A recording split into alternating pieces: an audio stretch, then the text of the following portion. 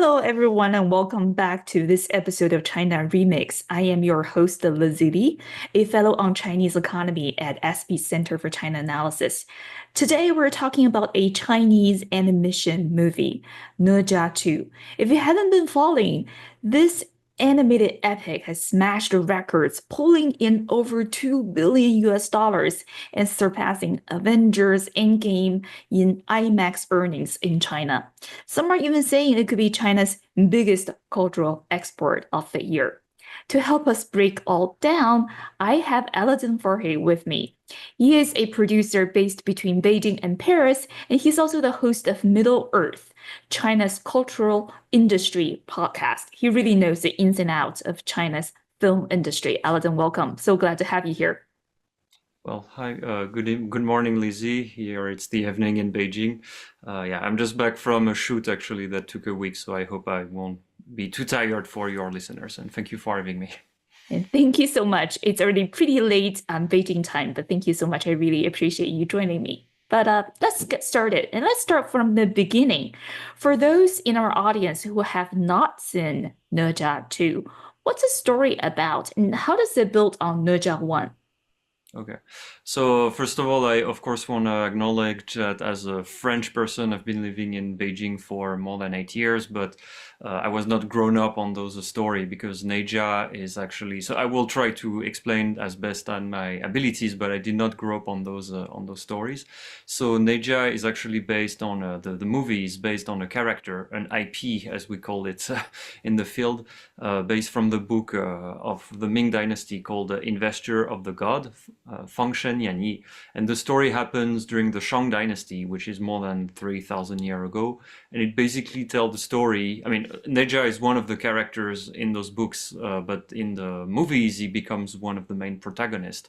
And basically, he's kind of your anti-hero, I would say. Like he's, first of all, like he's the reincarnation of some demonic power, making it that he was supposed to be a normal baby, but then he becomes this kind of semi-god like creature, and then he's really mischievous and things like that. And so the movie Ne Zha 2 comes after it came out this year, which is a massive success.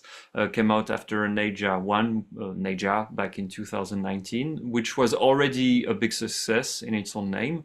And yeah, I guess the producer wanted to make the story go on.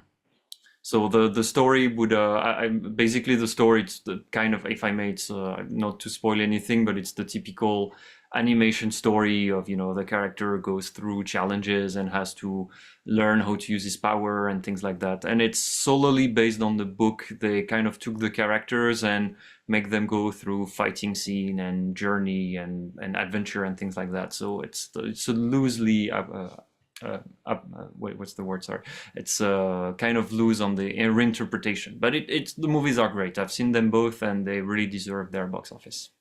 Fantastic. As you mentioned, Ne Zha is such a legendary character in Chinese mythology.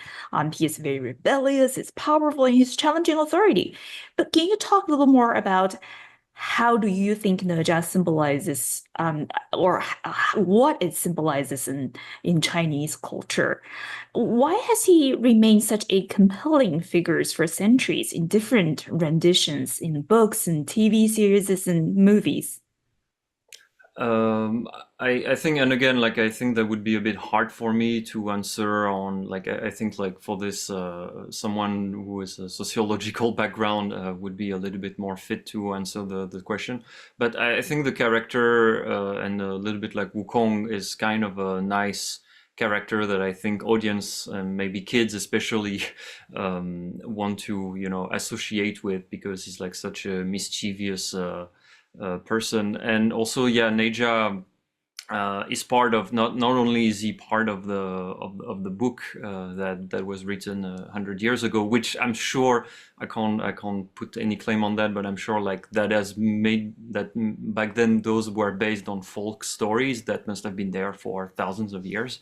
And then also Ne Zha, it's interesting because it's not just like a fiction character; it's also a patron, like a bit in the saint. For example, so Ne Zha would be, for example, the patron for truck drivers, and that would be the similar things of Saint Christopher in Catholic countries, where Saint Christopher would be the patron of the travelers. So it's interesting to see that Ne Zha is not just like a fictionless character; he's also someone might been someone who is like deeply ingrained into the folk and the social stories of China. I would think that also it's also a perfect storm, because also the reason the movie became so good is that I think you should really see it as I guess everyone who's watched Kung Fu Panda could think that it's kind of a similar kind of story arc, in the sense of it's a witty character which is famous, everyone knows it, but then the story itself, like they really make a great use of the character, and it's epic and it's also really funny at the same time. So I think that's why it would push so many people to go and see the movie. Fantastic. And, visually, I find the way Ne Zha 2 merges ancient Chinese aesthetics with cutting edge animation is really stunning. How important do you think it is that this film feels like a showcase of Chinese mythology using modern technology? Is it part of why it's so popular among China's domestic audience?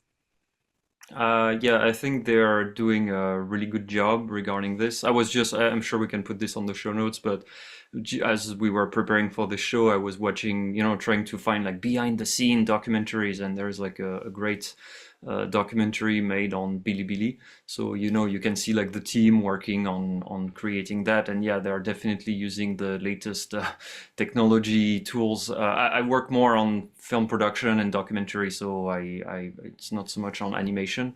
But yeah, you can really sense that they really worked really hard to make just the best production available possible. The budget is yeah, more than $100 million.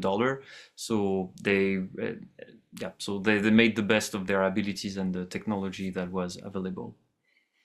Yeah. Fantastic. And as you sort of alluded to, the story was also a tweak on the original story. They actually took the original mythology and changed it. And Ne Zha is not what we usually, or not the version that we read in original, Feng Shen Yan Yi. Can you talk a little bit more about, without giving us sort of further details, can you talk a little more about how that original story has been tweaked? Uh, I mean, without spoiling too much, I think that's interesting that, for example, in the original story, like Ne Zha really get his one of his arch enemy is Ao Bing, uh, which and but then during the story, during the current movies, he actually become his friend. We'll see how that moves on because I'm sure there are going to be Ne Zha 3 and Ne Zha 4, and I'm sure they are going to keep yeah, using this IP and maybe make some kind of Marvel universe. But I think that's interesting that they decided not to just like retake the story itself, but try to tweak it and go their own way. And I think maybe that's why it might be popular, because then maybe that's a new take on the character itself. Fantastic. And especially in international media, there seems to be this narrative that Ne Zha 2 is not just a hit, it's a symbol of China's national pride. And we've seen evidence of Chinese state media and audience kind of rallying around it. How much of this movie's success do you think is about cultural confidence, so to speak? Is it part of a bigger shift in how China and Chinese audience sees itself in an entertainment world?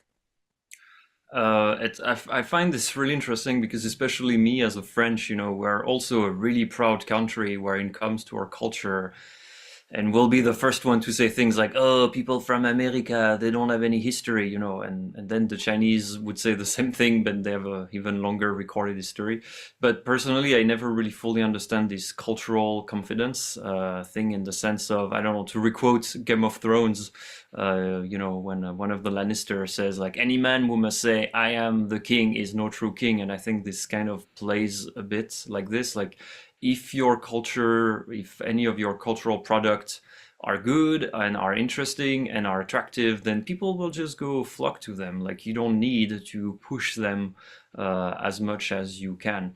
And again, we will have to see the number on that later regarding how Ne Zha, because Ne Zha is being played now in some theater all across the globe. But to my understanding, most of the time it's for mostly local Chinese population who want to see the movie that are being played in China.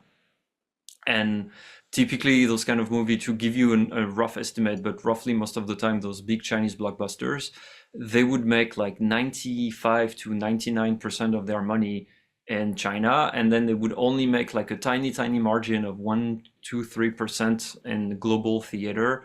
So I think as long as the numbers stay the same, like I'm not sure how we can really talk about a cultural export, because at the same time, if you look at Hollywood movie, they make 1/3 of their money in the US and 70% to the rest of the world. So I think like as long as we have this dynamic, I'm not sure, yeah, if we can talk about like a But cultural success going abroad. yeah, but speaking of this idea of national pride, we've seen something similar in cultural product coming from China in this year, right? So starting with the game Black Myth Wukong, which I know you also focus on a lot. And social media trends, right? On social media platforms and Xiaohongshu, and even in fashion. Would you say we're sort of in the middle of a Chinese cultural renaissance, so to speak? I think we're definitely something happening which is very interesting. And when I came to China, definitely this was not part of the conversation. But I think what we're seeing is, I don't know if I would call it a renaissance, but what I would call it is that I think what we're seeing is basically the same thing that happens with cars and electronic equipment.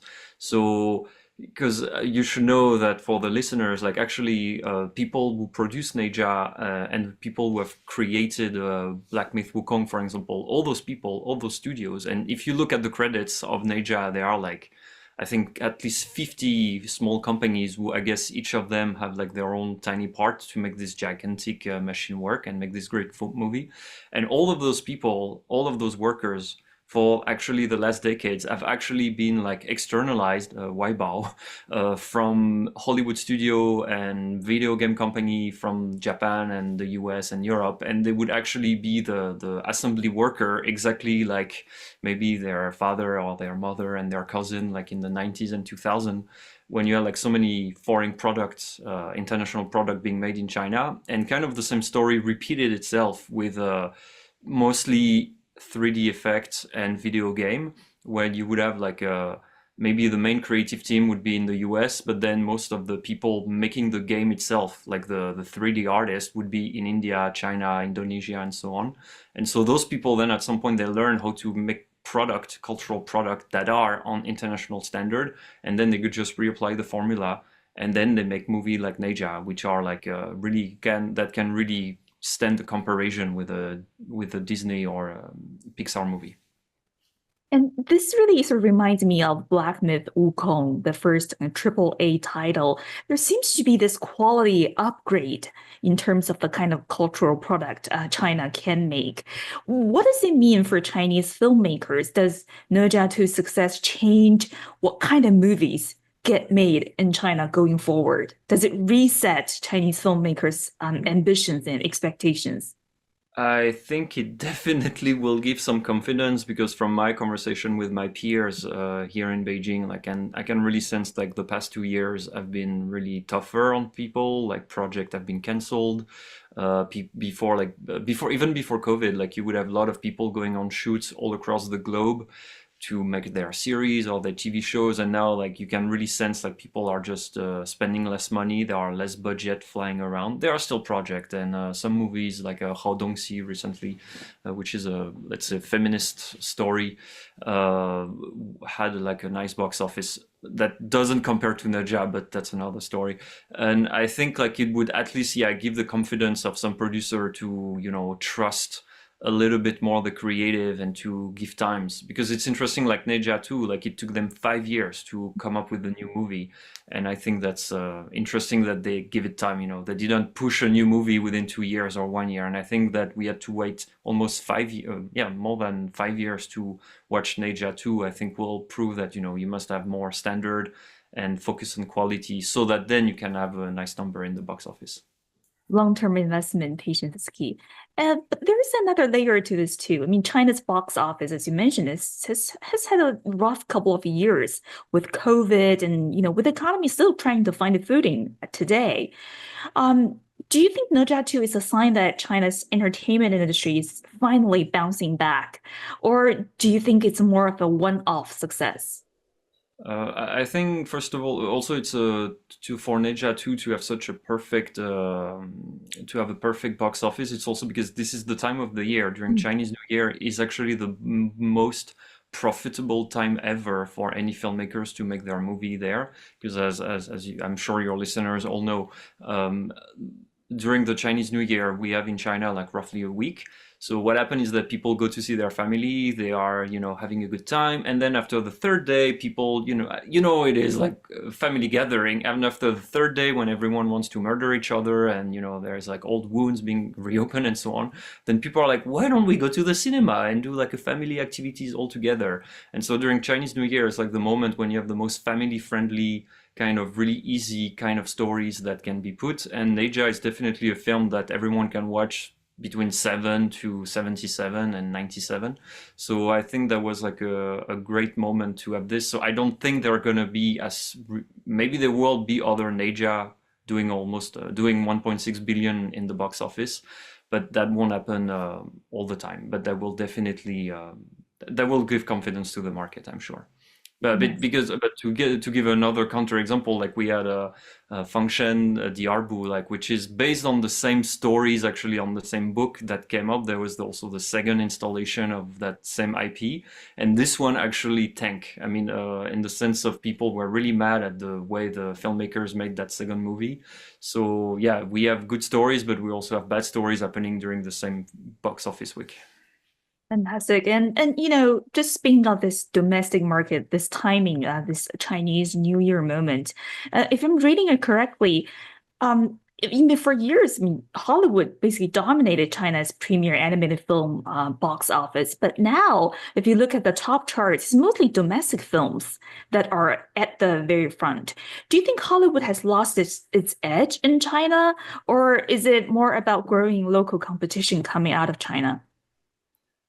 I think, well, if we're looking at animated film, like I mentioned a bit before, like definitely the workers, the people creating those animated movies in China, like at some point, like the knowledge gets there. They know how to make a quality movie. And then if you just put a good script, I mean, good scripts are hard to come by in the first place, but if you manage to find a good script, and then if you put it on and slap it on some kind of IP that everyone knows, like some old folktale legend, because Ne Zha stories has been said, like you said in the introduction, like it's been a lot of movies and TV shows have already talked about it. So and it's the books and it's part of the folklore, so everyone knows that. Like if you have all those three elements combined, like I think that's definitely why people would go see, a Chinese animated film. Like it would make sense, but that doesn't mean like a Pixar movie won't be seen in China.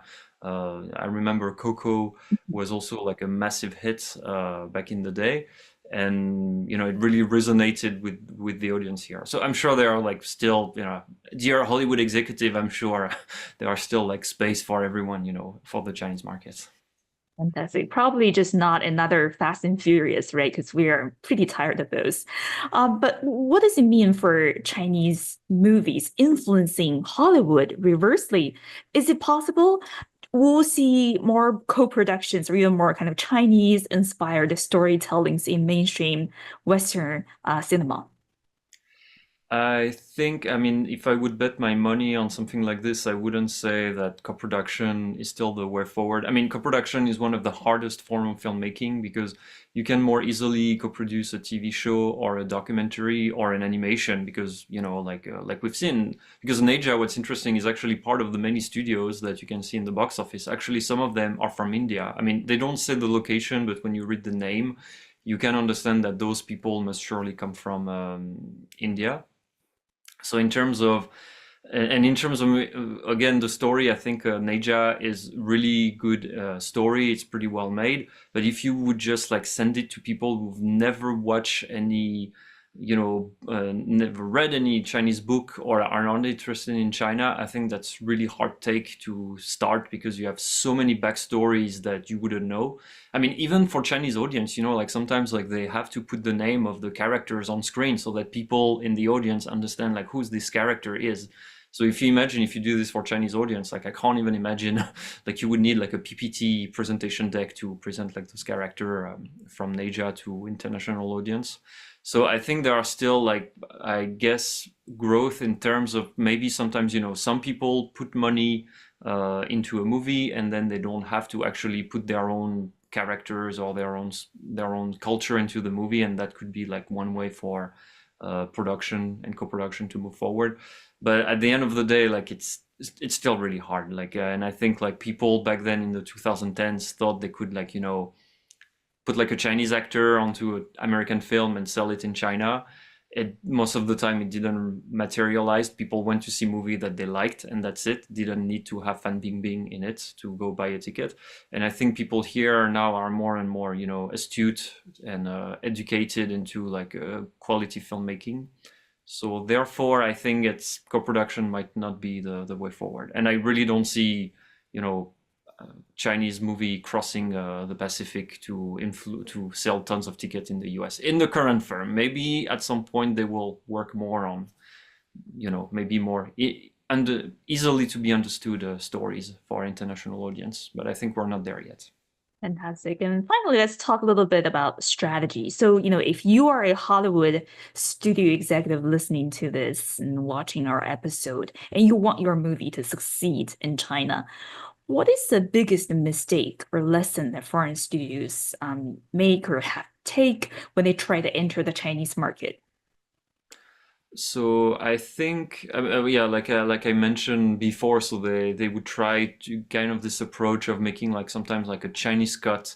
Would it be with putting a little bit more content with a Chinese star in it, or maybe reducing some minutes of the film? Like I remember Logan, for example, where I think they had to take out like 7 minutes due to local regulation because it was maybe a little bit too bloody.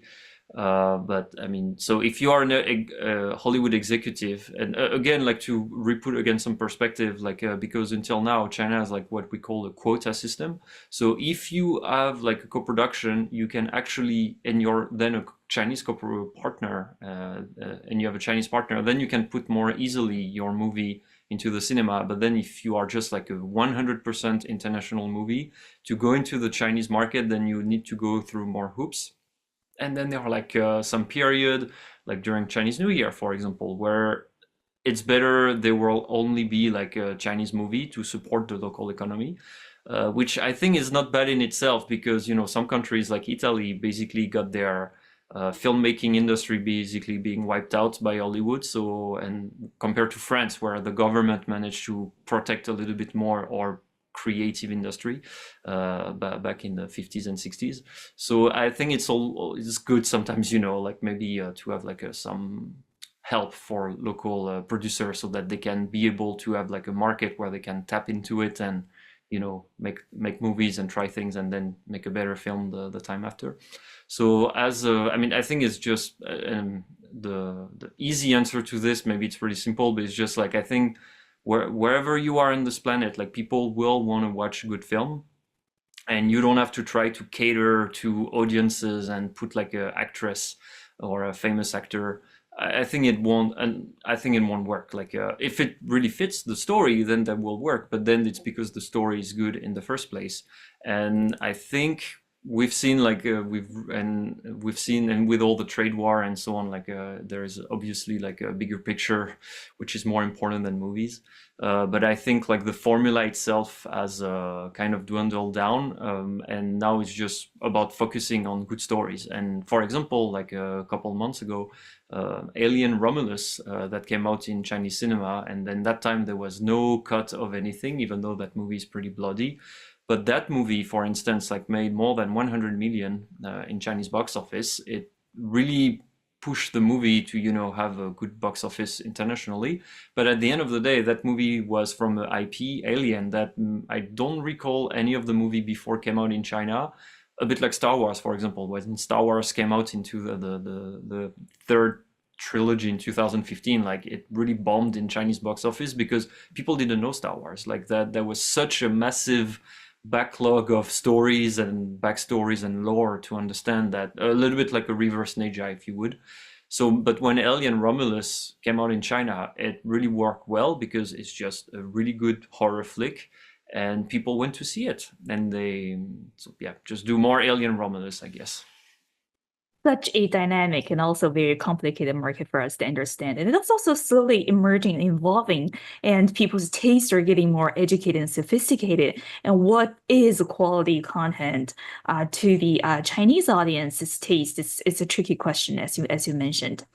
Aladin, thank you so much for joining me today. This was such an insightful conversation. And to our audience, let us know, have you watched Ne Zha 2 yet? What do you think? Please drop a comment, tag us on social media, and do not forget to subscribe to this channel. We'll see you next time. Thank you so much. Thank you, Lizzie.